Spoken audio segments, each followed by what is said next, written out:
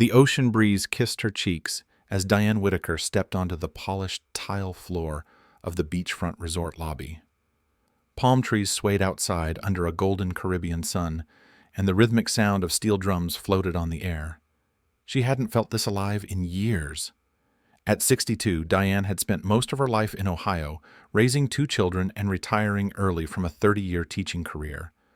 Her friends called this trip her rebirth getaway, one final celebration before she gave up on the idea of love entirely. And then she met Zion. He was standing just inside the entrance to the beach bar, wearing a loose linen shirt, dreadlocks tied back, dark eyes full of warmth. He couldn't have been more than 28, maybe 30, lean, toned, charming in a way that felt effortless. Their eyes met. "Good afternoon, beautiful," he said with a bright, island-smooth voice. "First time in Jamaica?" She laughed, flattered. "That obvious?" He smiled. "Only to me." Zion was the kind of man who made every woman feel like the only one in the room, and Diane, sunburned, slightly out of breath, carrying a tote bag full of books, was no exception. He offered her a drink. He made her laugh, and by the time the sun had begun to set, she realized she'd spent 3 hours at the bar without once checking her phone. That night, there was a handwritten note slid under her hotel door. "I hope today made you feel something again. Let me show you the island, Zion." Diane read it 3 times before pressing it gently to her chest. She knew what this was, probably something he said to every older tourist woman. But after years of loneliness and polite rejection, she wanted to believe this was different. And when she met him the next morning for a private tour of the island's northern coast, it felt different. He complimented everything about her: her laugh, her eyes, her strength. He called her queen. He opened up about growing up poor, losing his father, how hard he worked just to get hired at the resort. He spoke of dreams, of going to America, starting a real business, building something meaningful. "You're not like the others," he told her. "You see me." Diane hadn't felt seen in years. She extended her stay by another week, then another, and by the end of her 3rd week, she was already calling him baby and researching fiancé visas. She told herself it wasn't crazy. She told herself it was love. But what she didn't know, what she couldn't know, was that Zion had played this game before, just never with someone quite so willing to lose everything for him. Diane moved through the resort like a woman reborn. The staff whispered, the guests noticed. But she didn't care. She wore flowing dresses now, bought handmade jewelry from the vendors Zion introduced her to, and began skipping the group tours just to spend more time with him. Zion had charm down to a science. He knew exactly when to send her a message, when to disappear just long enough to make her miss him, when to say, "You're the first woman to ever make me feel safe." She'd smile at him across dinner, blushing like a schoolgirl, never noticing how he scanned the room behind her while he told her she was his everything. He always paid in attention. She paid in cash. "I don't have much," he'd say quietly, "but one day I'll give you a real home. You'll never have to worry again." Diane reached for his hand, fingers trembling slightly. Maybe I could help you get to the States. We could start over together." He looked down like he was ashamed. "I've dreamed of that," he murmured. "But those visas, they're impossible. Costs money, time. Most people don't even make it through the process." "I'll handle it," she said, almost too fast. You take care of your heart. I'll take care of the rest." Zion watched her closely, hook, line, and visa. In the days that followed, Diane called her bank twice. She sent documents to an immigration attorney back in Ohio. She began gathering tax returns, writing statements about her intentions, even took a detour on her final day to visit the U.S. Embassy in Kingston. "I want to sponsor a man I love," she told the receptionist, "and I don't care how long it takes." She returned to the States glowing, excited texts lighting up her phone as Zion continued the performance from afar. He sent voice notes. "Good morning, my queen. I miss you like the ocean misses the moon. I still sleep in the shirt you left behind." Within 2 months, the paperwork was filed. She wired him money weekly for clothes, passport processing, a new phone, a surprise interview fee. She never questioned it. She never hesitated. He even sent her a photo one day of himself crying, with the caption, "You've already changed my life. I'll never betray your heart." She saved that photo, printed it, framed it, because Diane didn't just love Zion. She believed she had saved him. But what she couldn't see from her Midwestern home was that Zion had already started pulling away. And once his feet touched American soil, Diane's fairy tale would become her downfall. The first few weeks felt like magic. Zion settled into Diane's home like he'd been there forever, wearing her bathrobe, making smoothies in the mornings, humming reggae as he cooked. He called her baby, my queen, my forever. And Diane soaked it all in. She wanted to believe it wasn't just about the visa. So when Zion mentioned wanting to be a man you can be proud of and talked about learning a trade, electrical work, maybe plumbing, she jumped at the chance. "I just need a little help getting started," he said, showing her a local program with a $3,000 enrollment fee. Diane paid it. 2 weeks later, she bought him a set of tools from Home Depot, another $800. She bought him new clothes for class, a laptop, paid for Uber rides when he didn't feel like taking the bus. She cooked for him, encouraged him, told her friends he was motivated and trying. She even wrote a Facebook post, "Proud of my man, he's building a future with his hands and his heart." But what she didn't know was that Zion never went to more than 3 classes. He found them boring, hard, not worth it. But he kept the tools, kept the cash, kept the compliments coming. When he mentioned that his mother was struggling back in Jamaica, medical bills, late rent, no one to help, Diane was already reaching for her wallet. "How much do you think she needs?" she asked. Zion looked down, played the part. "I hate asking, but maybe $2,000. She wired him $2,500. He thanked her with slow kisses and whispered gratitude, but the money never left his pocket. Over the next few months, the spending stacked up. Immigration lawyer, $5,000. Rent and utilities while he focused on school, $4,800. Car down payment, $6,000. Emergency dental work, $1,200. Business idea, startup, $3,500. Christmas for his nieces, $600. A new phone, new shoes, new suits, and every time she paused, even just for a moment, he knew exactly what to say. "I've never had someone believe in me like this. You make me feel like I'm worth something. You've changed my life, Diane." By the time spring arrived, she'd spent over $40,000, and she told herself it was love. But Zion was growing colder. He left earlier, came home later. His phone rarely left his hand. He was more impatient, less affectionate. The man who once stared into her eyes now barely looked up from the screen. And the calls to Jamaica? They stopped altogether. One day, Diane asked if his mother ever got the money. He smiled, a little too casually. She said, "Thank you." But he didn't offer to show her a message, didn't ask to call her together, just changed the subject and walked away. Diane stood in the kitchen that evening, staring at the dinner she'd made, cold now, untouched, and whispered to herself, "I hope this isn't what I think it is." But the voice inside her already knew. The man she loved wasn't building a life with her.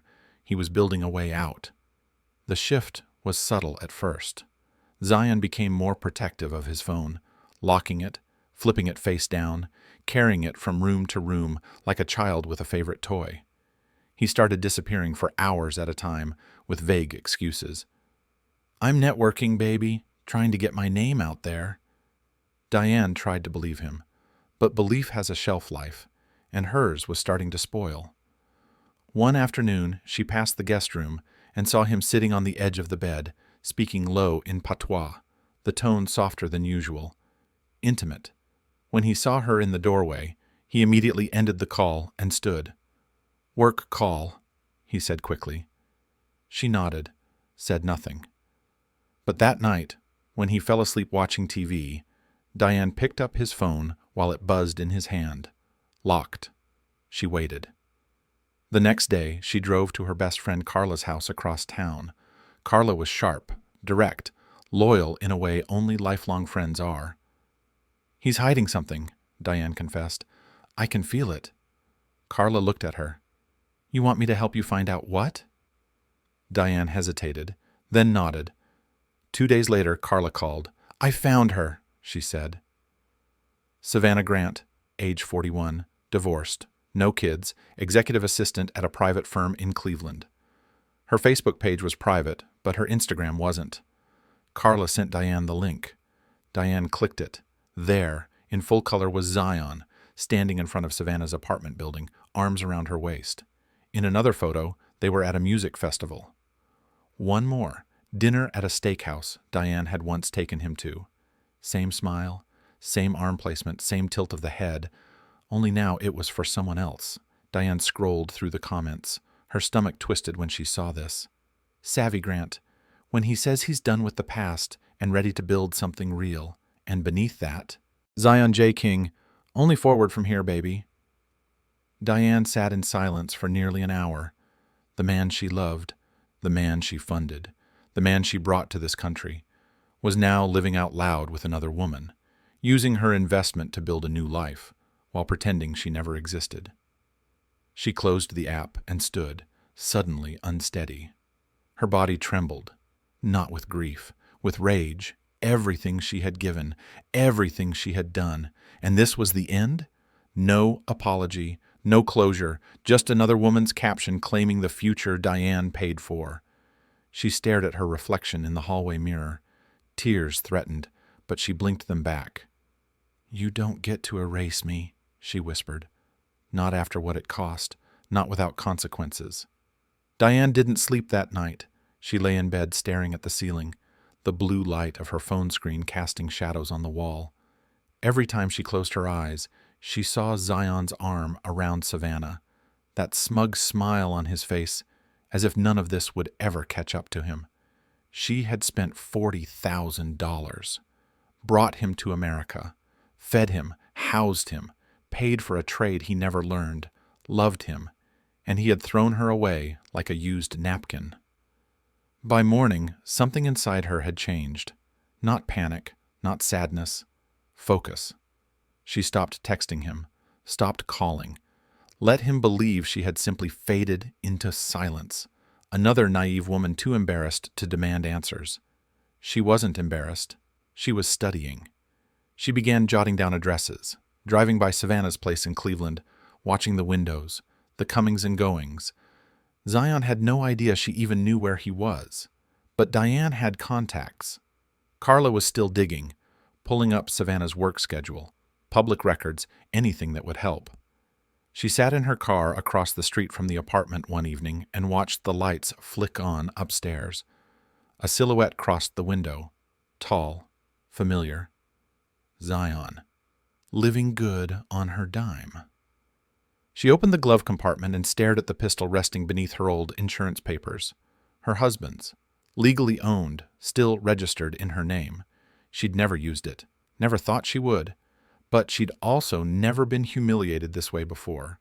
Not by a man who looked her in the eyes and called her queen while planning to discard her the moment the paperwork cleared. The betrayal wasn't just romantic, it was surgical. She began rehearsing what she'd say, how she'd catch him outside, maybe when he was alone. No screaming, no begging, just a moment, just enough time to let him know, I wasn't a phase, I was your way out, and you took everything from me. She pictured pulling the trigger, not out of rage, but out of balance, and maybe he'd survive, maybe not, but either way, he'd remember. Because Diane wasn't just a jilted lover, she was a woman with nothing left to lose. Diane waited until late evening. Savannah's building was quiet, the sky a deep purple fading into black. She parked a block away, pulled her hoodie up, and kept her head low.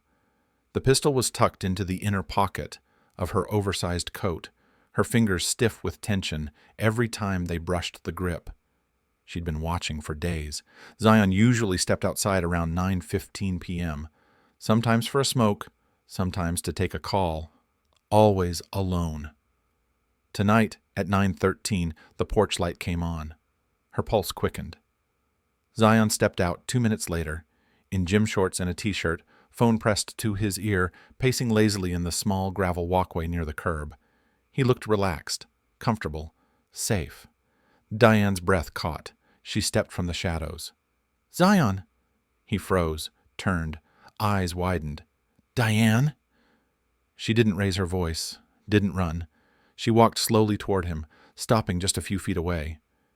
"You weren't going to say goodbye?" she asked, voice like glass. He lowered the phone. "What the hell are you doing here?" "Funny. I was going to ask you the same thing." He took a step back. "You need to go. You can't be here." "I brought you here," she said, eyes burning. "I paid for all of this. Diane, don't make this worse than it already is. I gave you everything." He held up a hand. "I didn't ask for everything." Wrong answer. She pulled the pistol out, quick and trembling. Zion stumbled back. "Whoa, whoa, you're crazy." "Say my name," she whispered. "Diane, listen, please, let's just talk. I trusted you." Then came the first shot. It struck him in the shoulder, sharp, brutal. He cried out and fell back, hitting the gravel hard. She fired again. The second shot ripped through his thigh. He screamed, tried to crawl. She fired a third time. This one grazed across his ribs, shallow but bleeding. Zion lay on the ground, clutching his side, gasping for air. Blood soaked his shirt, but nothing fatal, nothing deep enough to kill. And still, Diane stood there, not weeping, not screaming, just breathing. Then, calmly she knelt beside him and placed the gun on the pavement. A porch light flicked on next door. A voice called out, "Hey, everything okay out there?" She didn't run. She didn't speak. She just sat down on the curb, hands folded in her lap as if waiting for a bus. When the police arrived 8 minutes later, she raised her hands without resistance. They found Zion still conscious, bleeding but alive. As they loaded him into the ambulance, Diane watched him. Her voice was quiet, flat. "You survived," she said. "You always do." The story hit the news within hours. Ohio woman shoots younger. Jamaican husband in suspected romance, scam gone wrong. From paradise to prison, retired teacher faces attempted murder charges. After love turns deadly. Reporters dug through every detail, vacation photos, screenshots of smiling texts, public court records from the immigration filings. The media loved the contrast, the quiet, gray-haired schoolteacher who emptied her savings, and the charming island bartender who played her heart like a steel drum. Zion survived. Miraculously. 3 bullets, none of them fatal. One fractured his shoulder, another shattered his femur, and the third left a long, jagged scar across his ribs. He underwent surgery, physical therapy, and several months of recovery. He gave interviews, told his side. "She was obsessed. I was trying to build a better life. She just couldn't handle me moving on. I never used her. She offered everything." But privately, even some of his friends didn't buy it. They'd seen the designer shoes, the 2200 phone, the new car he suddenly drove. They knew he hadn't worked a day since leaving Jamaica. And Savannah? She quietly disappeared from social media after the shooting, never making a statement, never returning reporters' calls. Meanwhile, Diane pleaded guilty to attempted murder. The evidence was overwhelming. Security camera footage, ballistics, her confession. At her sentencing, she stood tall, no makeup, hair graying, prison jumpsuit swallowing her small frame. She didn't ask for mercy. She didn't cry. The judge called her actions devastatingly premeditated and driven by humiliation and heartbreak. She was sentenced to 14 years in prison, with eligibility for parole after 9. When asked if she had anything to say, Diane looked out at the silent courtroom and said, "I wasn't just a fool. I was a stepping stone, and stepping stones break." She was led away in handcuffs. Her children, both grown and distant, never came to the trial. The home she once shared with Zion was sold. The proceeds went to legal fees and debt. In prison, Diane rarely spoke of him. She spent her days reading, walking the yard, and occasionally helping other women write letters to court or family. Some nights, when she was alone in her cell, she'd stare at the wall and whisper one word, Queen. Not because she still believed it, but because it reminded her of the moment before everything crumbled, the last time someone made her feel seen, even if it was all a lie, the end.